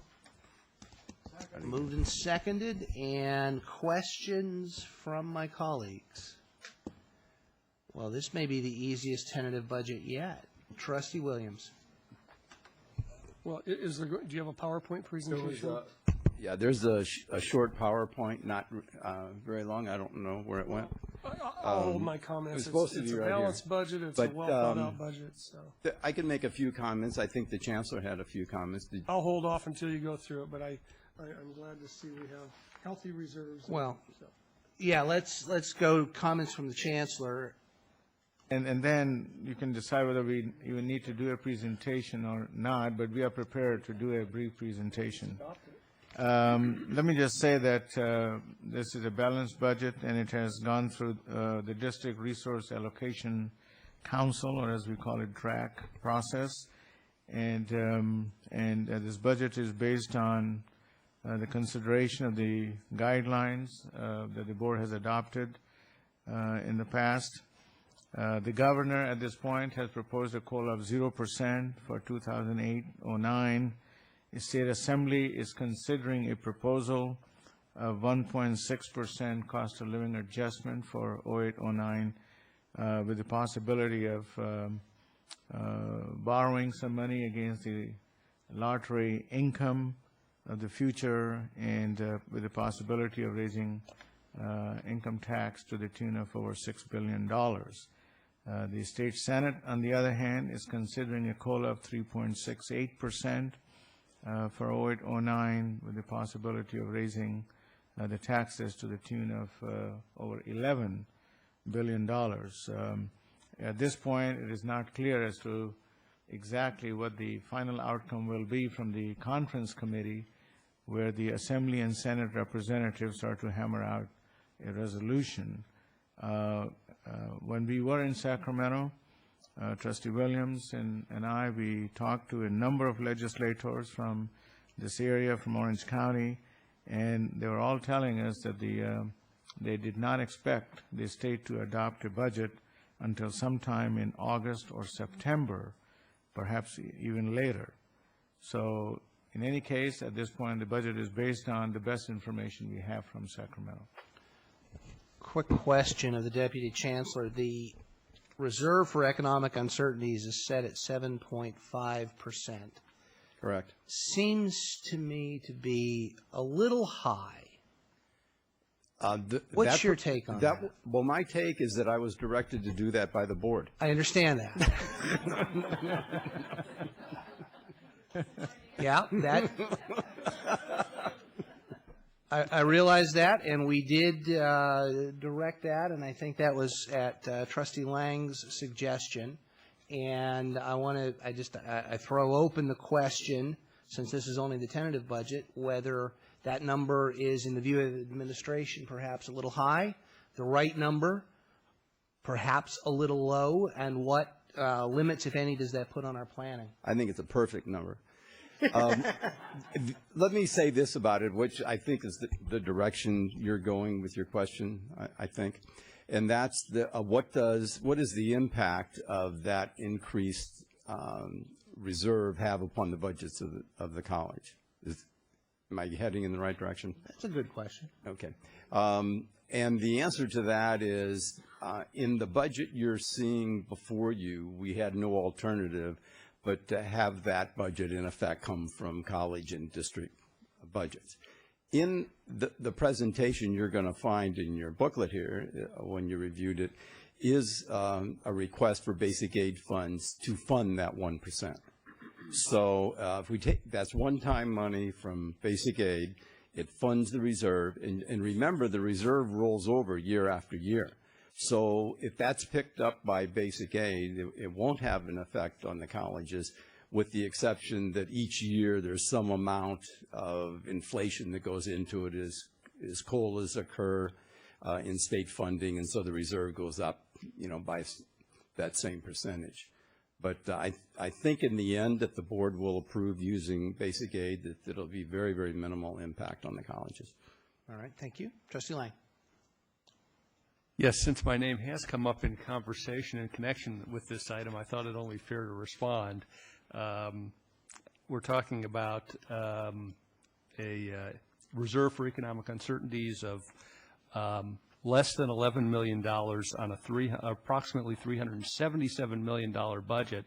Frankly, I don't think that's excessive. It's not 7.5%. I'm on in the very back, the tentative budget that lays out the total sources of funds and total uses of funds, ending fund balance, and components of the ending balance. Trustee Padberg. Well, I have some of the same concerns that Trustee Wagner expressed about that level of reserve. I do know that it came before the board in a consent calendar item. I would suggest that before we pass the final budget, we review that and have it on the agenda at the time, or maybe the meeting before we do the final budget. to look at that and see if we do not need to make it more consistent with what we had previously set, which was in that point a high reserve and was not a minimum reserve. Could you just tell us what that figure was before we went to 7%? Yeah, it was the same language as far as the description, but it was 6.5%. Right. So it went up from 6.5 to 7.5. Went up 0.5%. But I'd like to have that revisited before we vote on the final budget. Which would mean we'd bring that back next month. Right. Okay. I'll suggest that we do that. Trustee Lang. Let me further add that if there were ever a time of economic uncertainty, it's now, and we need to have a healthy reserve to address that. Trustee Fuentes? Well, I would like to weigh in. We have one economic guru on the board by his professional experience and wisdom of dealing with dollars and budgets day in and day out, and that's Trustee Lang. And I think that there was a good discussion of this concern on the part of the board at the last time, and I think his point is well taken, that when you compare these dollars to the overall budget we're dealing with, it's quite a modest reserve. And Gary, I hope you don't misread the board. Obviously, you're getting some mixed signals here, but I want you to know that this trustee favors moving along the lines as proposed here. Thank you. One final comment as far as the financial part of the house of the district. Any reserve is a good reserve. Trustee Williams. I'll keep it short and sweet, and I'll second that, Deputy Chancellor Portner. That's my comment. I think 10% maybe or more would be a healthy reserve in light of this uncertain economic time. So I don't support lowering that percentage at all. Further discussion on the tentative budget? Could I have make a few statements? One is, even though that the state has been unable to give us any direction on the revenues that we will have, that doesn't mean that a lot of hard budget work hasn't been done locally. And the college budget committees have been working, the district budget committees are working, DRAC is working. And so what you see in the budget is the result of hard work of financial planning for the colleges for next year. So I don't want to leave you thinking that that this is a real nebulous kind of budget. It's a real thing on the expenditure side. On the revenue side, well, there's a little slide here that'll show you that we're projecting on the revenue side only an increase of $1.3 million. So as you can see on the budget our size, that's a small increase. We'll know more. Maybe we'll get some cost of living adjustment on the revenue side before the state is done. Maybe not. Let's see, where is this going to? There's the reserve right there. Let's see if there's anything else. The total budget for all funds is $377 million. The COPS issue, as you know, was paid off. Here's some information on the retiree benefits liability. And this is information that was the last actuarial study, and the board has addressed this. We've approved a trust, the establishment of a trust, and depositing money in that trust. We have done that. We're expecting, by the time we do the final budget, we're going to have a new actuarial study, and we'll update this information for you. The preliminary information we have is that the obligation will be down a little bit, so the $58 million may be something less by several million, because costs haven't gone up as fast as the assumptions were in the last actuarial study. Here's one on basic aid. Let me make just a few comments on this. As you can see, from 1999 to 2000, there is a steady upward receipts of what we call basic aid money. Basic aid money, just real quickly, is if you take the total tax receipts that we have in the district and subtract from that state funding formula, the regular state apportionment. The remainder is what we call basic aid.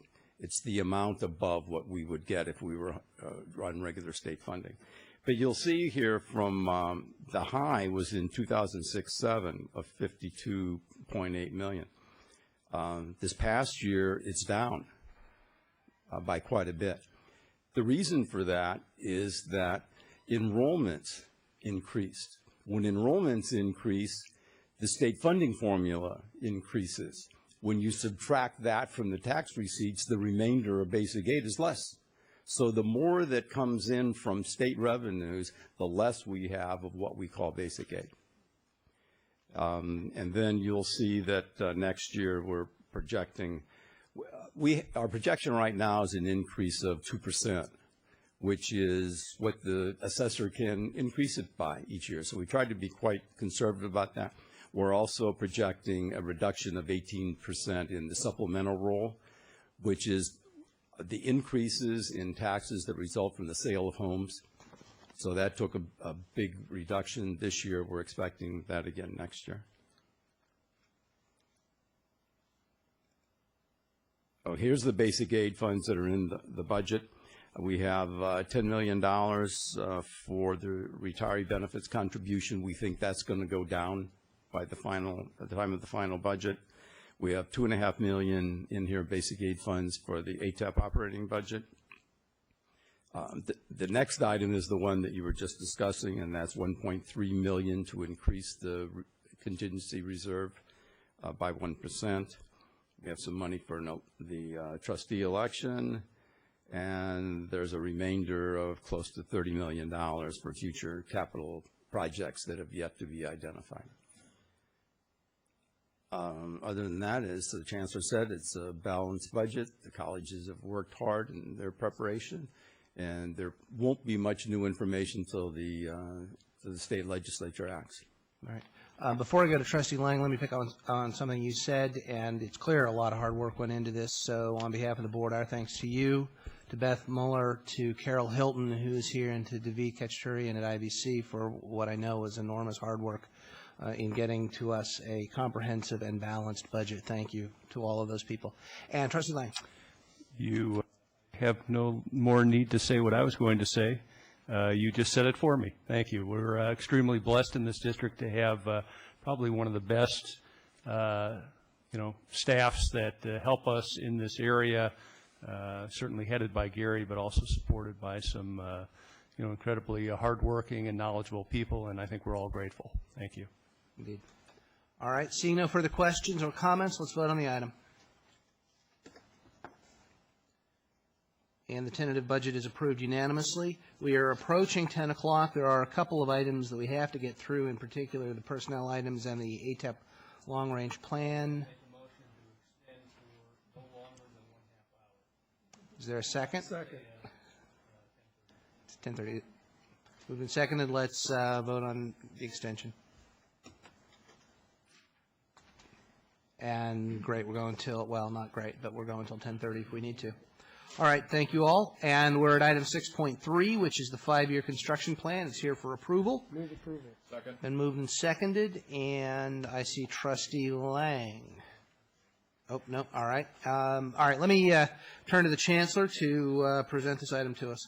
Yes, thank you, President Wagner. This item appeared last month for review and study, and this time it's here for approval. This is a routine item that is supposed to be filed with the State Chancellor's Office, I understand, by July 1st. Having said that, there is one particular item that I would like to pull out of this, and that is item number 25 on page 2 of 3. We've talked with the Deputy Chancellor Portner, Director Brandy Delana, and President Rockmore that we need to flesh out this item some more. So with that said, I'd like to pull just item number 25 on page 2 of 3. With that, I recommend approval. Thank you. Trustee Lang. There was one item that I think I had pointed out, and that is that all of the projects that are listed on here have start and end dates but one, and that's item 7. And I think even if they're estimates, we probably should have those dates in there just to be consistent. Okay.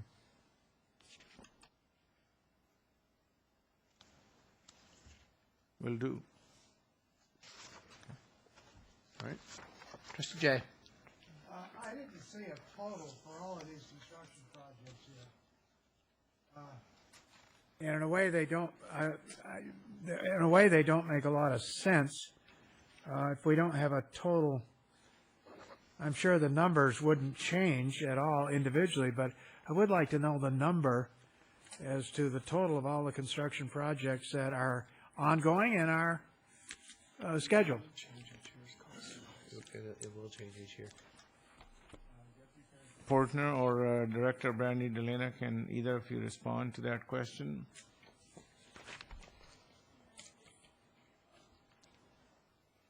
I think you don't find it there because that's a report that goes to the state, and the state hasn't asked for it. We can easily get that for you. We just add them up and let you know what they are. Okay. But, you know, the Is it on the projects over final 4 many pages years. of the tentative budget report? Excuse me?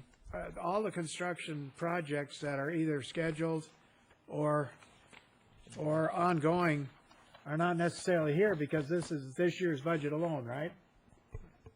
Yeah, that is this year's budget alone of the Okay. projects that we expect to spend money on this year. If you don't need to do it now, obviously, but you know, if next month we could have that information, I'd appreciate it. Well, let me clarify your question then. I thought you were asking about the total of the 5-year plan. You're asking about the total on the budget? No, I'm asking about the total that is scheduled construction and capital outlay, as well as the ongoing stuff that's going on now and is occurring in this year's budget forward. That's what I would like to know. That ought to be on budget. If I could, then the Exhibit B that you have in your package, if I summarize all of the totals that are Exhibit shown B there. in here? No, it'd be the next 6.3 item in your agenda. Yep.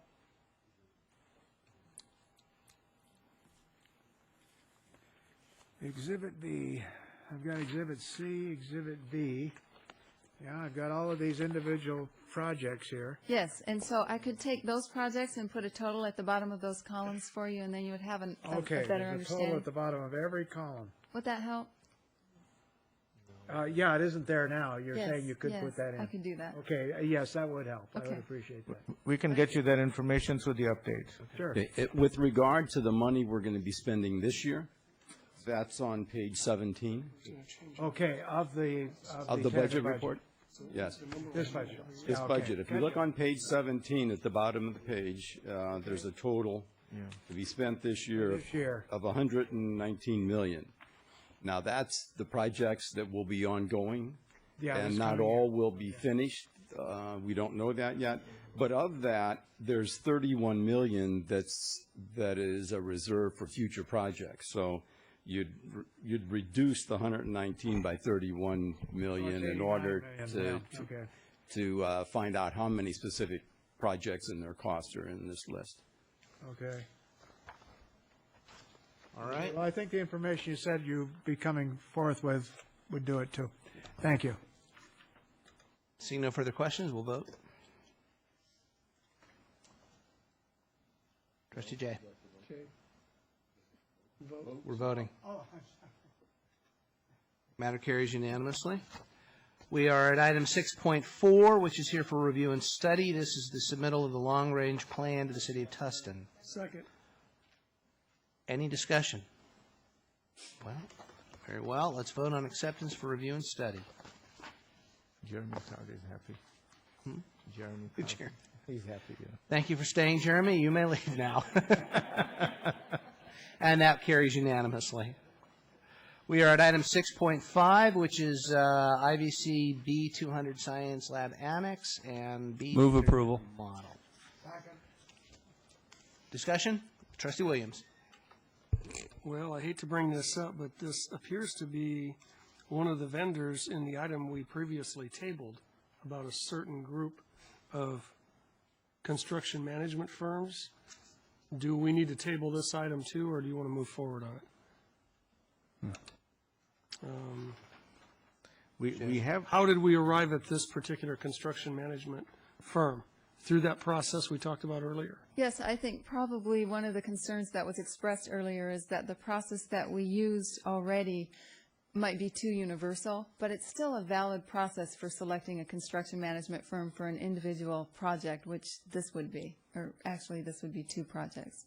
So I guess I would ask trustees Fuentes and Lang if you have the same concern. If not, we can move on then. Yeah, if I can just make a comment, and that is that, in fact, this indicates that there were 26 firms that were invited to a pre-proposal conference. This was clearly a very competitive type situation from which you selected this firm, so I think this is absolutely appropriate to move forward on tonight. All right. Trustee Padberg, you had a question? No?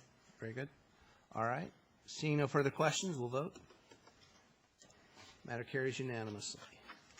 6.6, Board Policy Revisions. This is here for approval. Moved and seconded. Discussion on any of these policies? Great. Very good. Let's vote.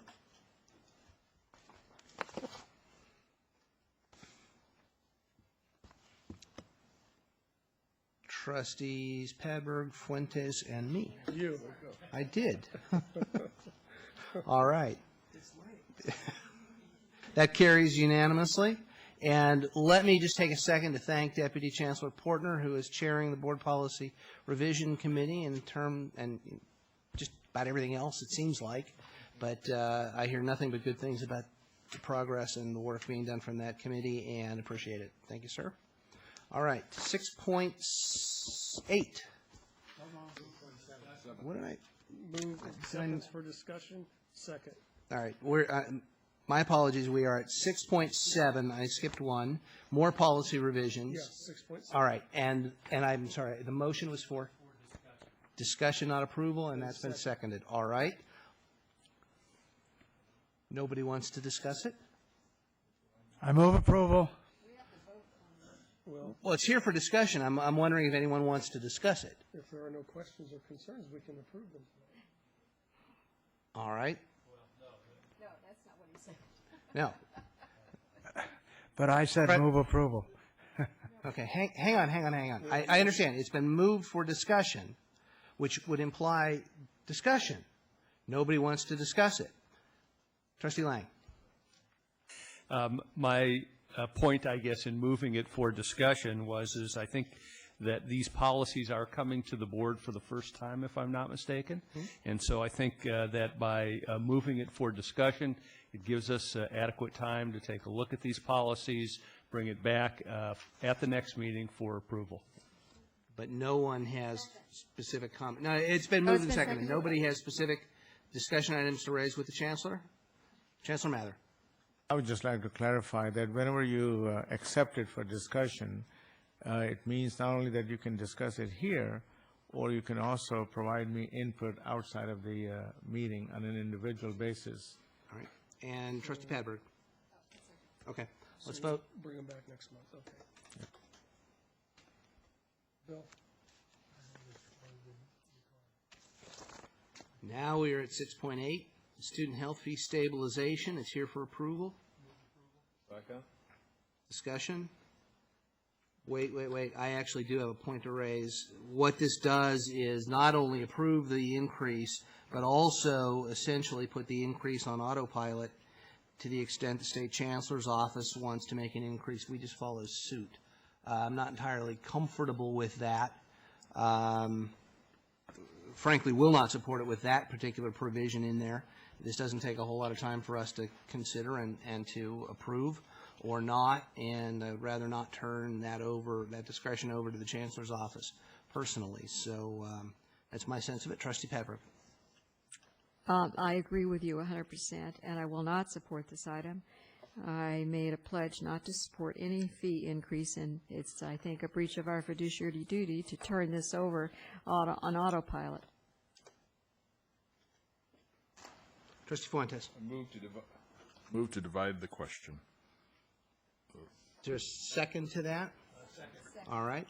And I see a request to speak from one of our student government leaders. the Vice President of ASG here at Saddleback. I'm taking the place of Kaylin Kelly. The ASG here has looked over this matter, and we have decided to urge you to pass it. We've looked over it, and we just feel that it is important to support the healthy stabilization, and we urge you to pass it. All right. Thank you very much. And the question there's been a call for dividing the question. It's easily enough done. I think under the rules I am required to do so and will. So let's vote first on the dollar fee increase, excising out the automatic increase at the State Chancellor's discretion. And that matter carries unanimously. And now let's address the question of the automatic future adjustments. And seeing no further discussion, let's vote on that item. And that matter does not pass. So this $1 increase will take place, and further increases will come back to us for approval at the appropriate time. On an annual basis or as needed, I would assume. All right, we are at academic personnel items, which is 6.9. And let me ask if there are any revisions. All right. Second. Discussion? Let's vote on the item. Matter carries unanimously. 6.10, classified personnel action items. Nothing new? Second. All right. Discussion? None. Let's vote. And that matter carries unanimously. All right. We are at 7.1, which deals with the basic aid report. A lot of the information I think we just got in the budget, but it is here. Questions or comments from the trustees? Trustee Williams. I'll just move that we accept all the reports, 7.1, 7.2, and 7.3. Okay. Well, the point, I think, is not to take them all in order and discuss them. Unless there's any questions? Any problems? I see no problem with. Move acceptance. No one has a problem with that. All right. Thank you all very much. We are now done with that, and let us move to the reports from our constituent groups. And I will turn for the last time to the Saddleback College President, Dr. McCullough. If I could just editorialize for a moment. I do really appreciate all of the support and friendship over the years from the Chancellor and the Board of Trustees for my job here at Saddleback, which goes back to 1971, and I just wanted to say thank you very much. Thank you, sir. And sitting in for President Rockmore, Vice President Justice. Yes, our report is in writing. We have nothing further to add to the written report. Thank you very much. And President Gabrielle.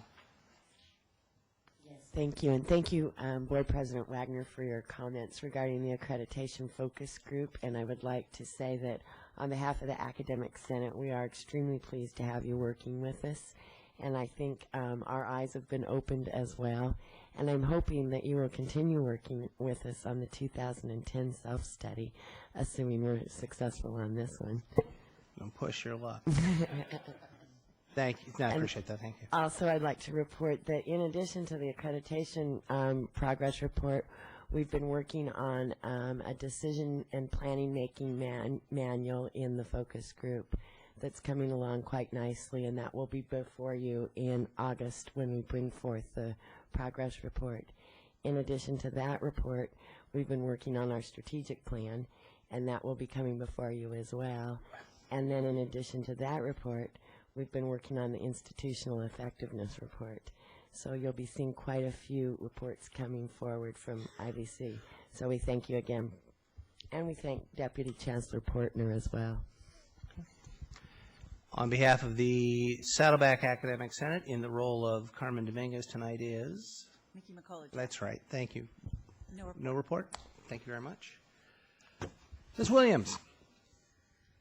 I'd like to take this opportunity to tell the board that at our recent 4CS, the 4CS is the California Community College Classified Senates. They have a statewide organization, and Russ Hamilton, who is president-elect, which means that from next July for 2 years after that, you'll see him smiling at you instead of me, was recently elected vice president of the state association. And at the 4CS conference, which was a couple weeks ago in Reno, the Saddleback College Classified Senate was announced as a model Senate for the state of California. And I think primarily that is owed to the fact that Dr. McCullough and the PBC have supported us with staff development funds that have allowed us to do a lot of team building kinds of activities and provide a lot of opportunities to the classified staff to take additional courses, to do team building kinds of things, and we're really proud of that award. Ms. Morehouse? I have no report at this time. Thank you. All right, we are adjourned. Godspeed, Rich.